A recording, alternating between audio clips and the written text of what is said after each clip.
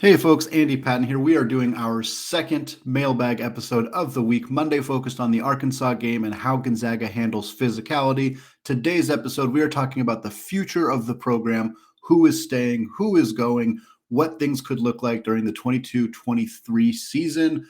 All right here on the Locked On Zags podcast. Don't go away. You are Locked On Zags, your daily podcast on the Gonzaga Bulldogs.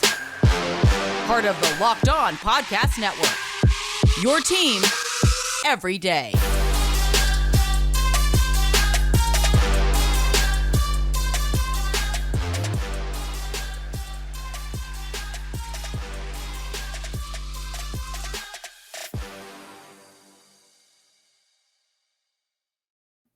What is going on, y'all? Welcome to the Locked On Zags podcast, part of the Locked On Podcast Network, your team every day. I'm your host and longtime Gonzaga podcaster, Andy Patton, here to bring you news and updates on all things Zag athletics. I want to thank all of you who make this podcast your first listen of the day, especially now as we get into the offseason for Gonzaga's basketball programs. Also want to thank all of you who have checked out the show on YouTube. It is one of the fastest growing YouTube channels on the Locked On Podcast Network. So tremendous shout out to all of you who have checked the show out on that platform. All right, today is the second mailbag episode of the week. Tons of questions coming in after Gonzaga's early exit against Arkansas last week. Totally understandable. People want to know about the future of the program. Can Gonzaga handle the types of teams that have continued to beat them? We talked a lot about that on Monday's show. Now we're looking towards the future. First segment, we're answering questions about the future of the guards in this program. This first question comes from Mike Miller at MillerMike123 on Twitter. He says, assuming Nembhard is gone, what does a commitment from Anthony Black do for next year's squad? And I guess as a follow-up, who's the most likely person on the current squad to step up and fill a big role? Obviously, we don't know the specifics of who's leaving yet, but it will probably be at least one guard and one big. Yeah, part of the reason I pushed some of this future stuff to the Tuesday episode was so we could see what was going to happen with Anthony Black. Unfortunately, for those of you who were paying attention to this on Monday, Anthony Black has opted to not attend Gonzaga. He is attending Arkansas. It is the second time the Razorbacks have really stung the Zags in the past week. He had a couple teammates or friends who were playing in the McDonald's All-American game who are also going to Arkansas. I have no idea how much Gonzaga's loss to Arkansas impacted his decision. I suspect very, very little. I do not think that he or anybody would stake that much power and influence over their career and where they're going to play basketball on one Sweet 16 game. It seems unlikely. Whether that means he was always planning to go to Arkansas, whether it means he flipped for a different reason, none of it ultimately matters. He went to Arkansas. That's where he's choosing to go. He's not coming to Gonzaga. That's okay. That's okay. Gonzaga's not going to get every recruit. I know that it stings after a game like the one that Gonzaga lost to lose a 6'7" combo guard who is big, who is physical, who fits a lot of the things that Gonzaga really needs to have on their roster to be successful. He would have answered a lot of those questions. Unfortunately, that's not the case. So to look at this a little bit more, the most likely person on the current squad to step up and fill a big role, I think there's going to be a handful of people asked to do that. And I think this is somewhat reminiscent of after the 2018-2019 season. That was the year the Zags also lost as a number one seed. They lost to Texas Tech in the Elite Eight. That team lost Josh Perkins. They lost Zach Norvell. They lost Rui Hachimura. They lost Brandon Clark. All four of those players, four starters on that roster, departed. The only starter who remained was Corey Kispert.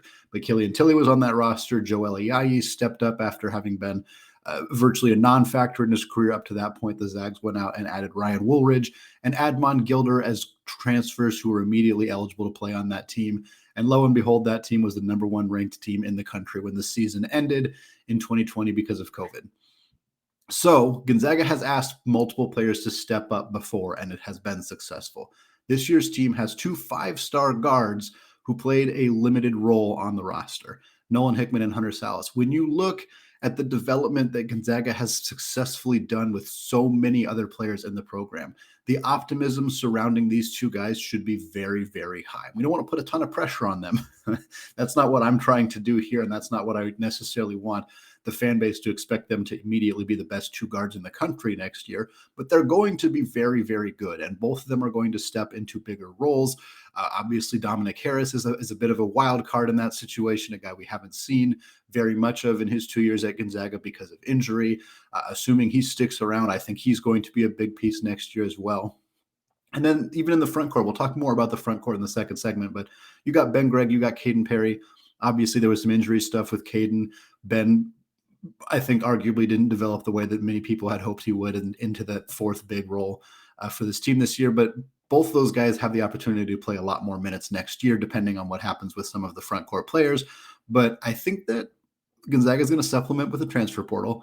They have been very, very successful at that in every year that I can remember. They've been very good about that. And I think that they're going to expect some more production from some of their bench guys this year. And I think ultimately we're going to see a lot of guys step up and play really well in this absence. Next question comes from Theodore via Gmail. Theodore says, my question for you is about next year's guards. Assuming none of them leave, Gonzaga has Dominic Harris, Nolan Hickman, and Hunter Salas on the roster. Who do you think will be the starting guards next year out of these threes? Or do you think we will get Anthony Black, keep Nembhard or Bolden, etc.? Just interested in your thoughts on Gonzaga's guards. Again, for both Mike and Theodore, obviously these questions came in before the Anthony Black news. So no Anthony Black. I'm going on record and have gone on record as saying I would be very surprised if either Andrew Nembhard or Rasir Bolden return. They both can. So it's certainly not a 0% chance that they come back. I think it's possible. I think both of them might feel unfinished business. We know in particular that Bolden has absolutely loved his time in Spokane. He's helped out with the community. He's talked at length about how much that has meant to him. Not to say Andrew Nembhard has not loved his time here too. We have a lot of data about Rasir Bolden really being a big fan of the area. So perhaps one of those guys will stay. Perhaps both of them will stay. I think that's extremely unlikely. I would expect to go into the season with Nolan Hickman and Hunter Salas as your two starting guards, with Dominic Harris playing a lot of minutes off the bench, potentially starting in three-guard lineups. I think there's the possibility that the Zags have a much smaller lineup next year, especially if Drew Timme leaves. I think you could see Julian Strother playing a lot of his minutes at the 4. You could see a rotation at the 5 of potentially Anton Watson, potentially Gregor Perry, potentially a graduate transfer who can step in and play big minutes at the center spot. You're going to lack some rim protection in lineups like that, so we'll see if they want to do it. But if they get another guard, which I suspect that they will, somebody on the transfer portal, I'm thinking a Gino Crandall, Aaron Cook type.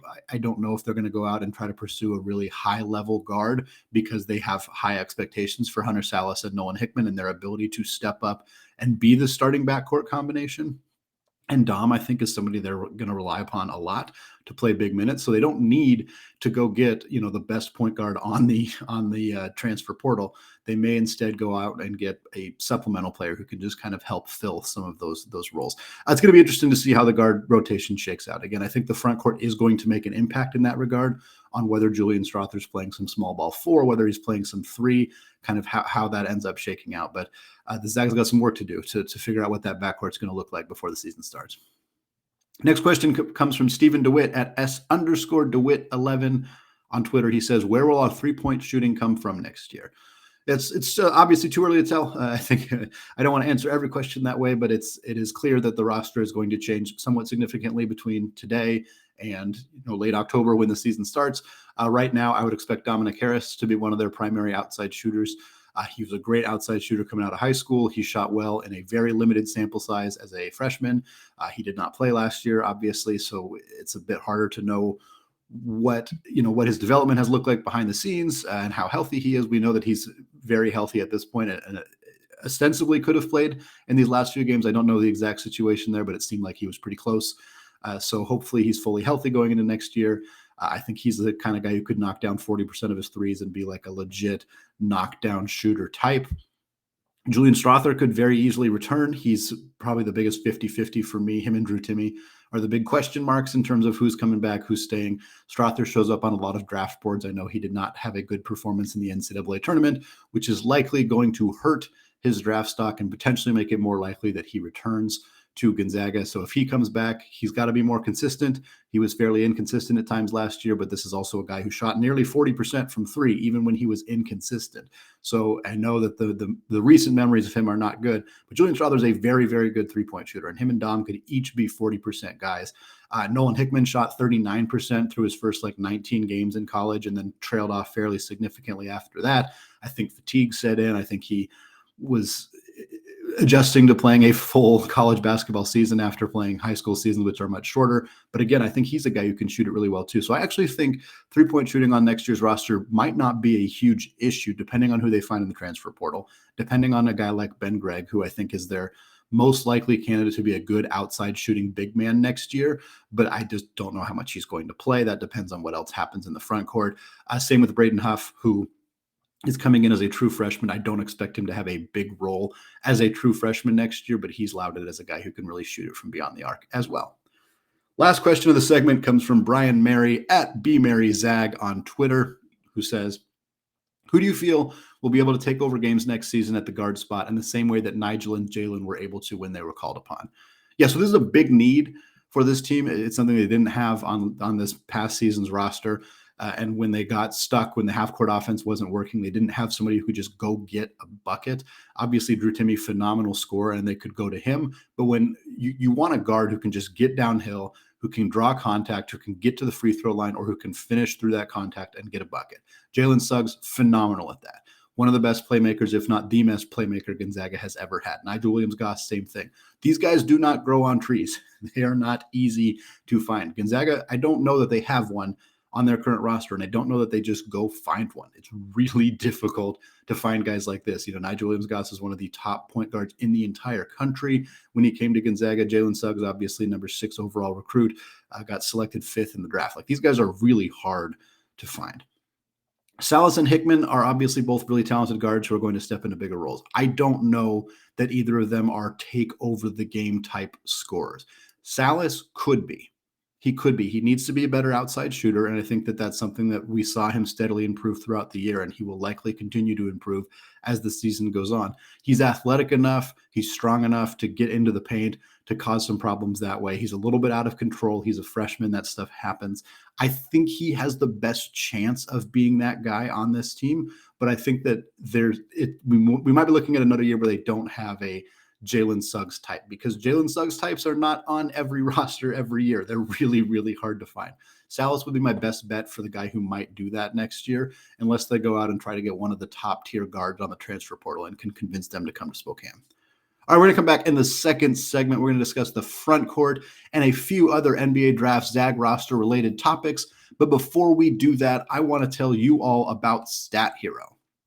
Stat Hero's NCAA single game pick'ems pits the star players against each other in an amazing hybrid between fantasy and sports gambling. Take control back from those handicappers that always seem to have the advantage. Start focusing on the players you know best with a gameplay that does not rely on big spreads, long odds, or funky props. Stat Hero gives you the advantage, resulting in their gamers winning 4 times more often. Why? Because Stat Hero eliminates the mystery about who or what you are going up against. In addition to their pick'em games, they have dozens of lineups you can comb through to take on head-to-head. They simply post sets of players for you to take on with a set of players you choose. Stat Hero is the easiest and fastest way to get your sports action fix. The simple, sleek gameplay will have you playing in minutes. This is what daily fantasy was meant to be. Sign up for free right now at stathero.com/lockedon and use promo code LOCKEDON for a 100% deposit match. That's stathero.com/lockedon, promo code LOCKEDON for a 100% match. All right, segment 2, still Eddie Patton, still Locked On Zags, still looking ahead to the future for this Gonzaga men's basketball program now that the season is officially over. This segment will focus more on the bigs and the front court. The first question is another one from Stephen DeWitt at S_DeWitt11 on Twitter. He says, will Timme be coming back? I do not know. That is the simplest answer. I have speculated on this podcast a handful of times.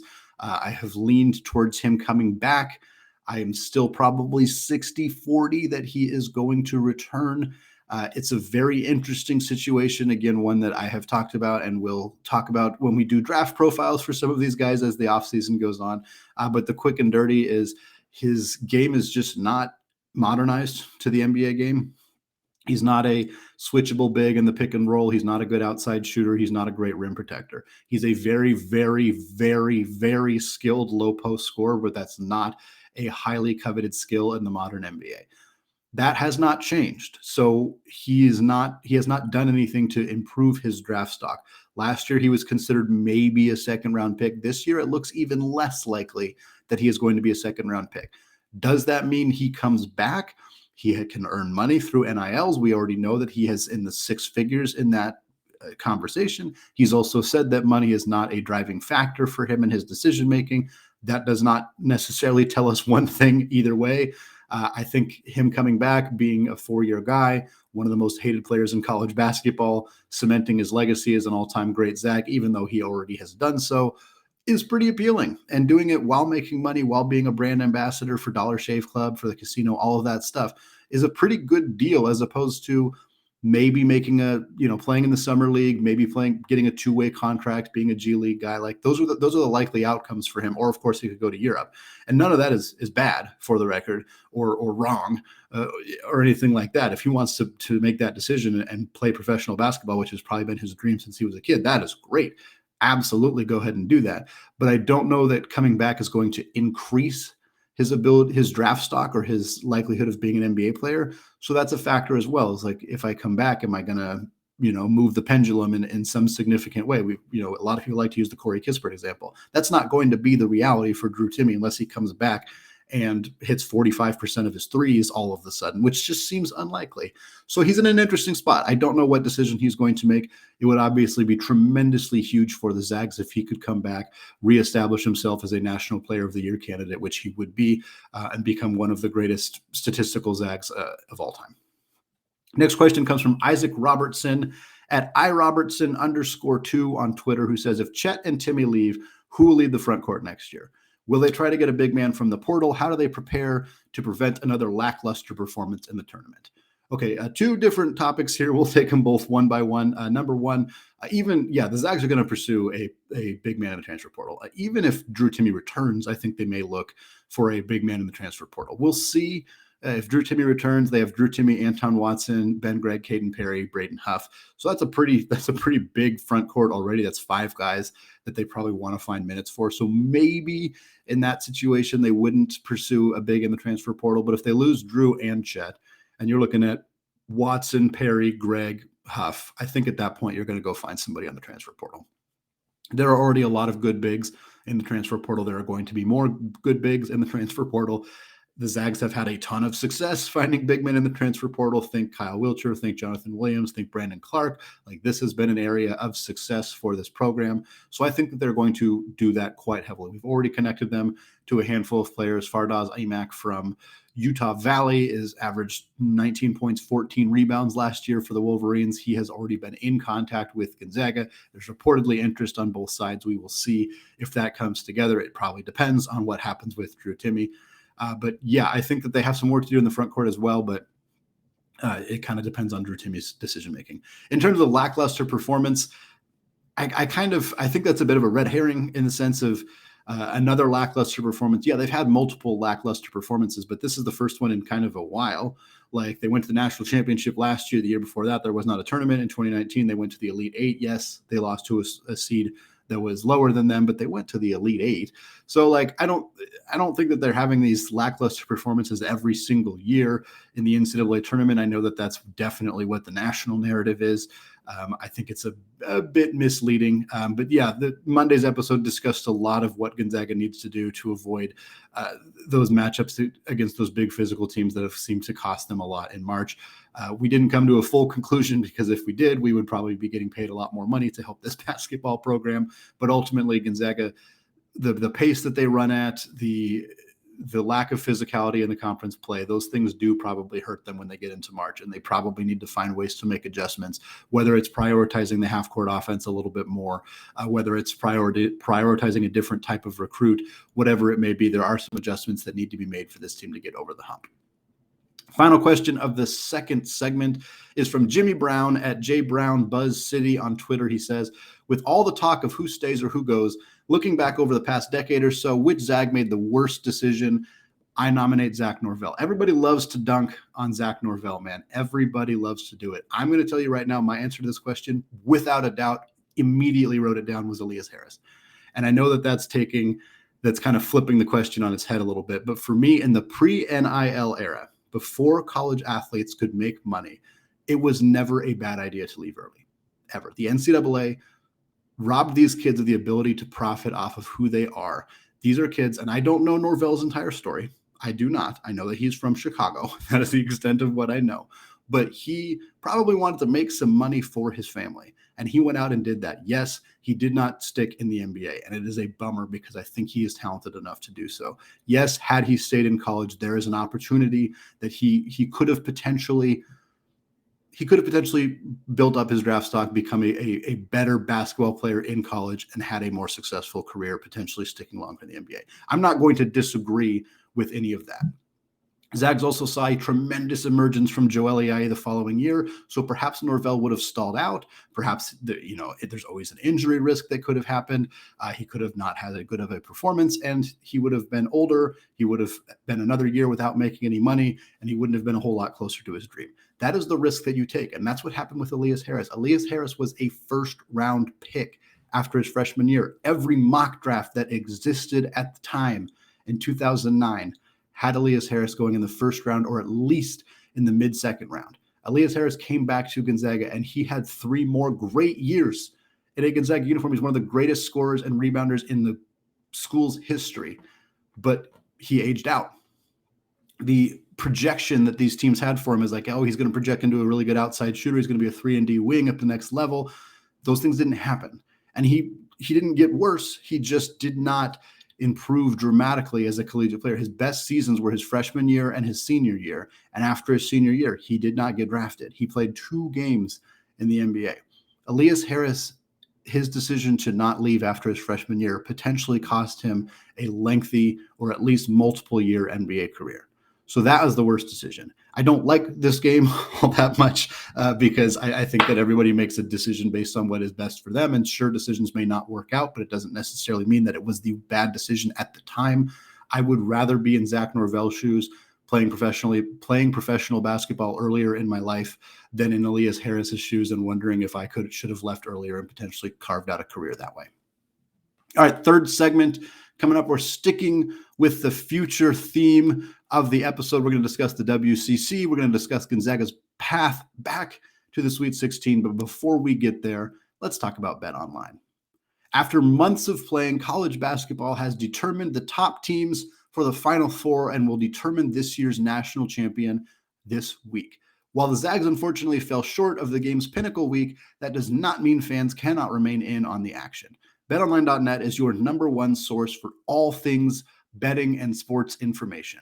From all the latest odds, contests, and player props, you name it. BetOnline remains the best spot for all of your latest sports developments, including podcasts and reviews for all the leagues this season. And it's not just basketball. BetOnline is your continued source for all your sports wagering information needs, including live betting and your favorite Vegas casino games. Heck, they even have lines on a fight between Will Smith and Chris Rock should you be so inclined to bet on it. Head to their website today or use your mobile device to learn more about the trends and action. BetOnline, where the game starts.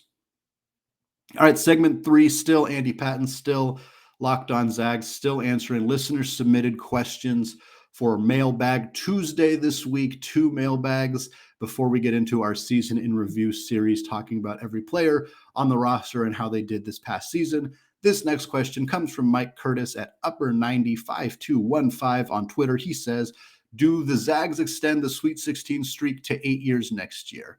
I do not know. Unfortunately, I cannot tell you the future on that. I don't think that I would want the ability to tell you the future on that, because where's the fun in watching the season if we know how it's going to end? I'll say this. I don't think that and I talked about this already in the first segment, so I won't go all the way over it again here. I'm not as down on potentially next year's roster. I know it sucks A, lose early in the tournament, and B, know that you're not getting back a guy like Chet Holmgren. You're probably losing your 2 starters in the backcourt and Andrew Nembhard. And Rasir Bolton, you're potentially losing Drew Timme. That could be 4 starters. There's the possibility that Julian Strawther also leaves as well, which would leave you without all 5 of your starters. That is scary. I'm not going to say that it's not scary. Gonzaga's lost multiple starters before and turned around and been the number 1 team in the country the next year. I think that they have the ability to do that again. We'll have to see how the roster shakes out. I don't know. It's tough. It's tough to predict whether the team's going to make the Sweet 16. I don't know if they're going to be a number 1 seed again. Number 1 seeds have the easiest path to getting to the Sweet 16, obviously. But Gonzaga has proven they're very, very good at winning those first couple games in the NCAA tournament. So I'm far, far from counting them out for being back in the Sweet 16 next year. Next question comes from Christian via Gmail. Christian says, the changing landscape of the WCC with the departure of Todd Golden and BYU, how do you see the changing landscape of the conference? As positives, I see the emergence of the Portland Pilots as a potential good sign. The sustainability of the WCC surge is an interesting one to ponder and discuss. Yeah, we're going to have a lot more conversations about the WCC as the offseason unfolds, as we see how these teams do in the transfer portal, certainly as we see if any other coaching changes happen. Losing BYU hurts. The replacement in the conference, whomever it may be, is likely not going to be as good basketball-wise as BYU. I would be surprised if they found a perennial top 40 team per KenPom to replace them. There's just not a lot of those teams that are looking for conferences. The teams that are potentially looking for conferences are teams in the WAC, maybe teams in the Big West who don't have football. And some of those teams are fine. Like Grand Canyon has been discussed a lot. Maybe you got Santa Barbara out there. Like there's a couple of teams that have been discussed that I think make a little sense, but they're not as good as BYU. So that'll be an interesting conversation to see. Obviously, the conference losing a coach like Todd Golden hurts. Golden's being replaced by one of his assistants, so I don't think things will change too much at San Francisco. It's cool to see Shantae and UP take a big step forward. That emergence is not nearly enough to replace BYU and Todd Golden. I don't know that they have kind of ascended to that level yet. We will see what ends up happening. I think the conference is doing a good job of getting good, young, hungry coaches, which is something that I wanted to see them do more of instead of getting the old cast-offs, with no disrespect to Lorenzo Romar or guys like that. But when those guys coach these jobs, they're kind of cushy. They're in a nice location. They don't necessarily have a ton of pressure on them. So they're not necessarily as inclined to really push the program forward a way that a Todd Golden, who desperately wants to get a high major job. He did a phenomenal job and he turned it into a position at Florida. So more coaches like that is good. It means we're going to see more turnover in the coaching ranks. I think if Shantae leads UP to a top 3 finish this year, or a top 5 finish this year, and a top 5 finish again next year, he's going to start getting some attention for some other jobs. And that's great for him. And there's nothing wrong with that. I would rather UP hire somebody like that than, Terry Porter, for example. But it's just frustrating because it makes it seem difficult to see how sustainable that progression necessarily is. Again, lots more WCC talk as the offseason goes on and we get a better sense of what some of these rosters look like. But I do think that the growth potential is still there. It's an uphill battle. Next question comes from Stephen DeWitt on Twitter. He says, will we ever see international recruits at GU again? Probably. Ever is a really strong word to use. I don't think that Gonzaga is done recruiting internationally. Obviously, Tommy Lloyd was the primary person doing a lot of the international recruiting. I think the international recruiting has fallen down at Gonzaga, not just because of Lloyd's departure. He has only been gone for 1 year, but because the domestic recruiting ticked up in such a significant way that Gonzaga did not need to go find international players in order to be successful. They found guys like Jalen Suggs and Chet Holmgren and Julian Strawther and Dominic Harris and Braden Huff and so on and so forth. And so they haven't needed to supplement with the more unknown players internationally, the guys like Domantas Sabonis and Killian Tilly, and further back Ronny Turiaf and whatnot. So I don't think that Tommy leaving was the only reason Gonzaga stopped recruiting internationally. They had stopped recruiting internationally prior to that. And I think that we're going to see them mostly focus on kids here and the transfer portal, because that's just kind of the way college basketball is moving. International recruiting has become less of a big thing because the transfer portal makes it so much easier to supplement talent immediately on your roster. Final question of the show comes from Christian. Christian says, where do we go from here? What if you weekly had a former player in a spotlight episode? Many amazing stories to share, from Frank Burgess to Richie Fromm, some former players you could get on the show as guests. I got a lot of ideas for off-season content. I don't want folks to be worried about what I'm thinking to do for the off-season. We got a lot of time between now and late October. There's going to be a lot of podcasts between now and then, but I got plenty of ideas. Where are they now? Episodes about specific former Zags and what they've been up to since they left is definitely something on the list. Getting former players onto the show now that we're out of season and a lot of them are a little bit less busy. Absolutely. Those are all good ideas. If you have more ideas, things you want to hear me talk about, feel free to send them to me. You can reach out to me on Twitter at ScoreZagsScore. You can email me, andypatton013@gmail.com. You can also reach out on Twitter at LockedOnZags. And that's going to do it for us for today. We are kicking off our season in review series later this week, so check back for that. Individual episodes on every player on Gonzaga's roster, how they did this year, how they did compared to my preseason expectations for them, and what their future holds. All of that coming up right here on the Locked On Zags podcast. Again, available wherever you get your podcasts and available on YouTube as well. Finally, thank you to all of you who have made Locked On Zags your first listen every day. Now is a great time to make your second listen, the Locked On NBA Draft podcast. With the college basketball season wrapping up, Rafael Barlow and a flurry of guests prepare for the NBA draft. Hear their thoughts on Chet Holmgren, Paolo Banchero, and the rest of the NBA's future stars on Locked On NBA Draft, part of the Locked On Podcast Network. All right, thank you all for listening, and go Zags.